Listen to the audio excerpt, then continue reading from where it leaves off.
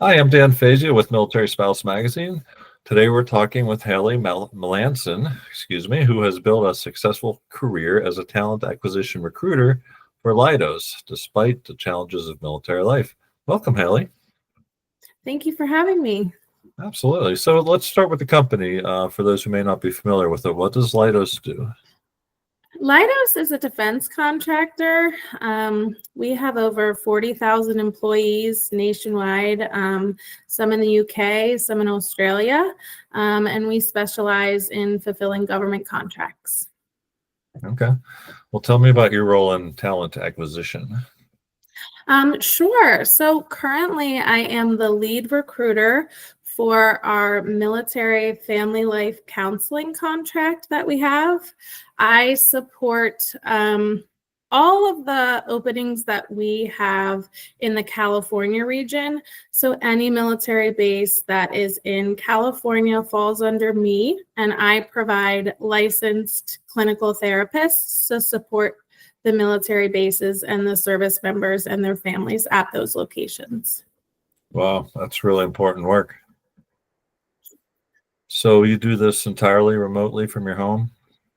Yep, all of it is remote. All of our meetings are remote. So it is very, very helpful for not only a military spouse due to our numerous moves throughout our careers, but also with young children. I'm still able to be there for them, to take them to school, to pick them up from school. So it is super duper helpful for our family to be able to do this remotely. Yeah, wow, that's great. So flexible and in your hours and portable when you PCS. Yep, absolutely. I think that's probably every job that every military spouse dreams about. It really is. And I mean, they're obviously easier to come by now, especially after COVID. A lot of things were able to transition remotely. But it is just Leidos especially is really set up to, for a lot of the positions, obviously some contracts, you have to be on base. But for the corporate employees, to be able to do things remotely has really enabled them to hire numerous military spouses and a ton of transitioning military. So that is really one of their driving forces, is to be able to support those individuals. Fantastic. Okay, so let's pause there and rewind a little bit and talk about how you got here. Let's start with, where did you grow up, and what'd you do after high school? Sure. I grew up in Maryland. I spent my elementary years in Mount Airy, so a little area of Howard County. And then as I got older, we moved to the Towson area, so Baltimore County. I was in Maryland for elementary through high school.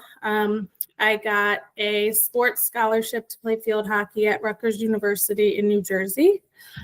So I did that out of college. Unfortunately, an injury ended my career pretty early. So after being at Rutgers for 1 year, I transferred over to Towson University, so back home. And I was able to get my graduate degree at Towson University. Okay. So when and how did you meet your husband? This is such a funny story. Well, not really that funny, but we used to tell everybody we met at a bar, but we really met on Match.com. My friend and I kind of went on it as an experiment to just see what it was all about. And I happened to meet my husband. He had just PCS from Camp Lejeune to Fort Meade, so he didn't know anybody in the area. So that's why he was on there. We went on one date, and almost 14 years later, we're still here. So That's fantastic. Well, tell us about your PCA, your first PCS to Camp Lejeune in 2013.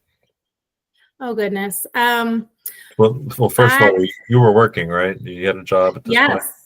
Yeah, I was luckily able to get a job right out of college at a small staffing agency in Columbia, Maryland. They typically hired new grads because they felt that they could kind of mold them so that they could be able to provide the support needed to the contracts that they had the best. So I was able to do that right when I graduated college. I was there for about 4 years. And then my husband and I got married in 2013 in May, and we PCS'd to Camp Lejeune. So he went back to Camp Lejeune in June. So very quickly after we got married, we were on the road. Oddly enough, time that I had met him, he was supposed to go to Hawaii. So I was thinking, I'm going to be a newlywed in Hawaii and it's going to be amazing. And then he gets offered his dream job at Camp Lejeune. So pivot a month before our wedding, we go purchase a home in North Carolina. We unfortunately missed our window for the military to move us. So we had to pack up our U-Haul, take our 2 dogs and drive to North Carolina.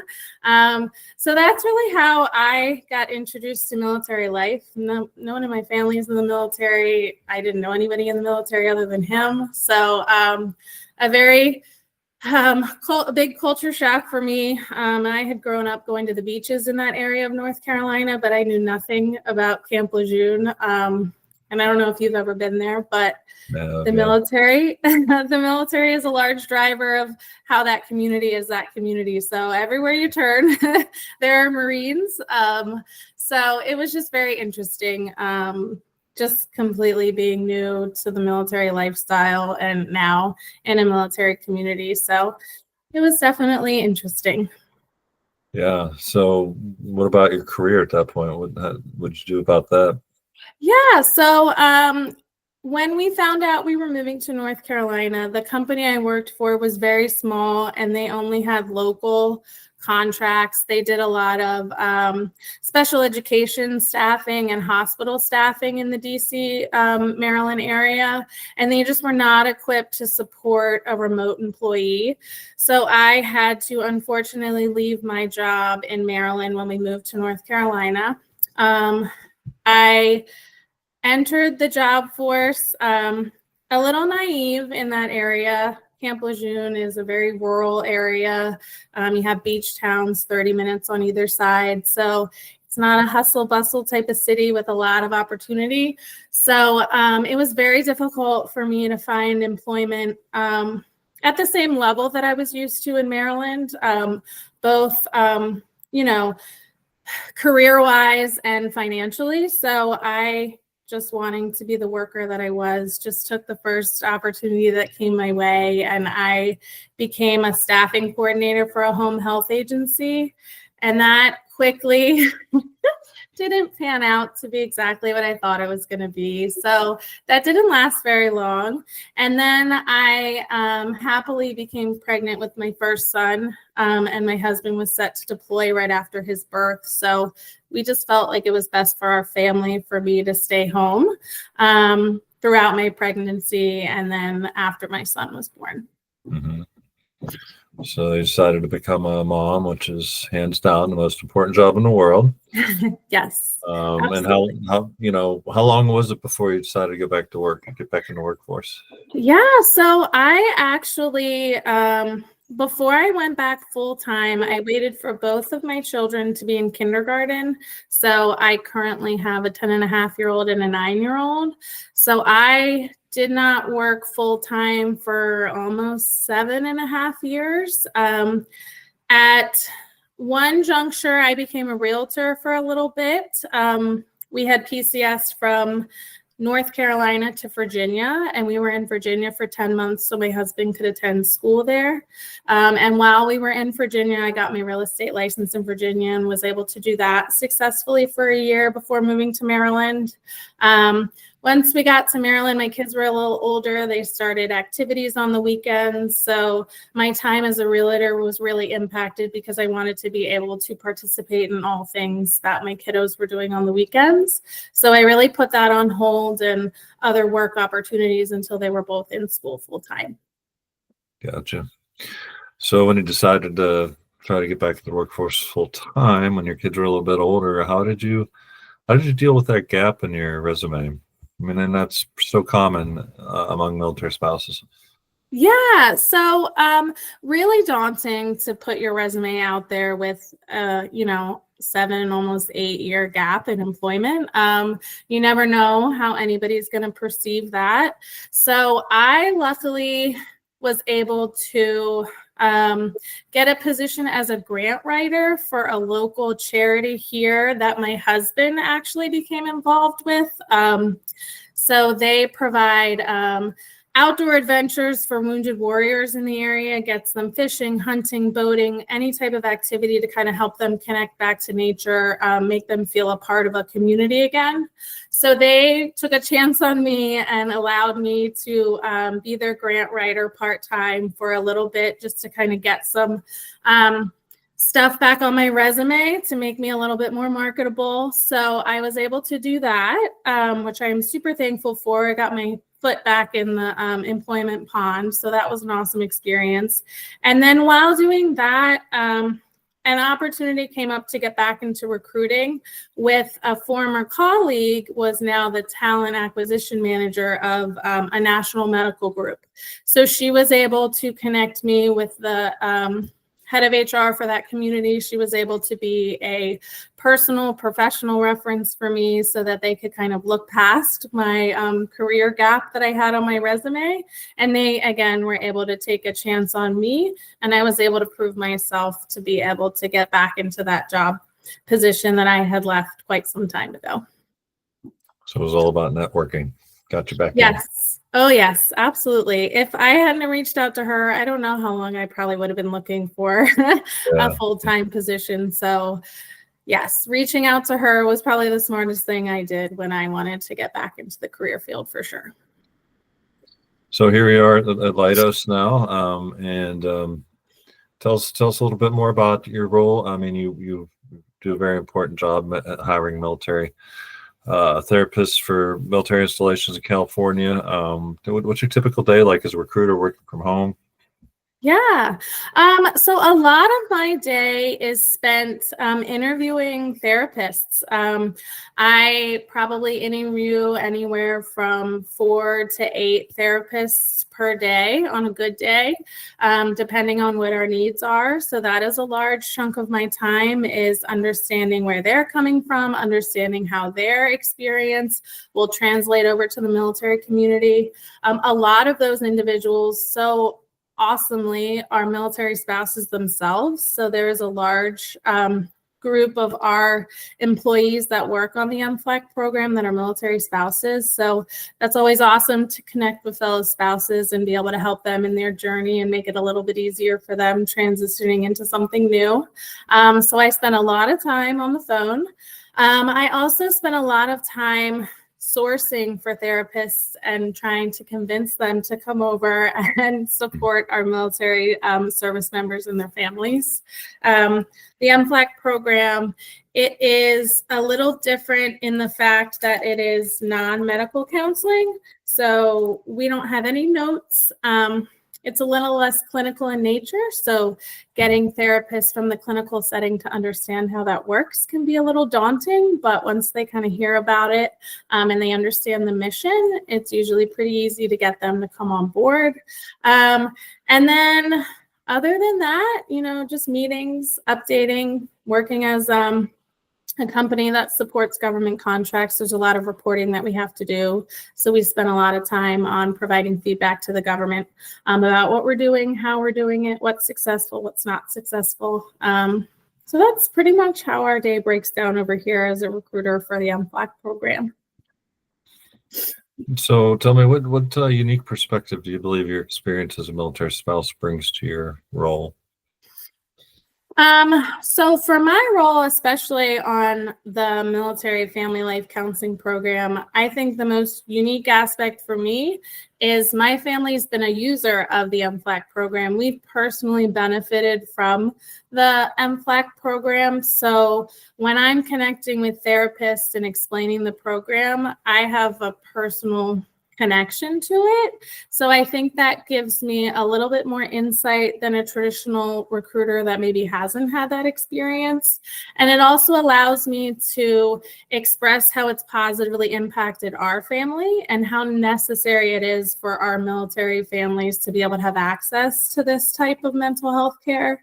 So for this particular contract, I think just having that personal knowledge of how the program works and the impacts it has on our military service members and their families really gives me a leg up. I also have different connections than our military related employees do. I'm part of different military spouse groups that I can advertise our jobs on. I have access to stuff on base that other people do not due to being a military spouse. So I can utilize all of those things, not only to help California, but to help all of our recruiters to be able to successfully fill our positions.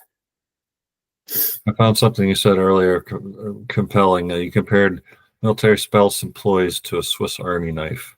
Can you elaborate on that a little bit? What did you mean by that?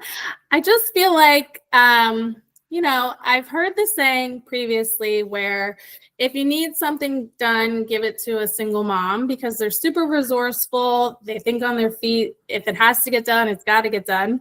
And I think that really applies to military spouses also. You can be doing your daily day. You can be getting your kids to and from school. You get a phone call from your spouse at 5 p.m. Hey, we're PCSing to Japan in 60 days. You got to figure it out. There's no choice. You got to get all of the documentation done. You got to secure housing. You got to secure everything that needs to be done in that time frame. So I just feel like the unique situations that military spouses deal with in their personal life are really beneficial to them in their professional life also. You have to think on your feet. You have to build relationships with anyone and everyone in order to have a support system. All of those types of things translate into employment. You need a difficult task done, give it to a military spouse. They'll be able to figure it out, in my opinion, at least.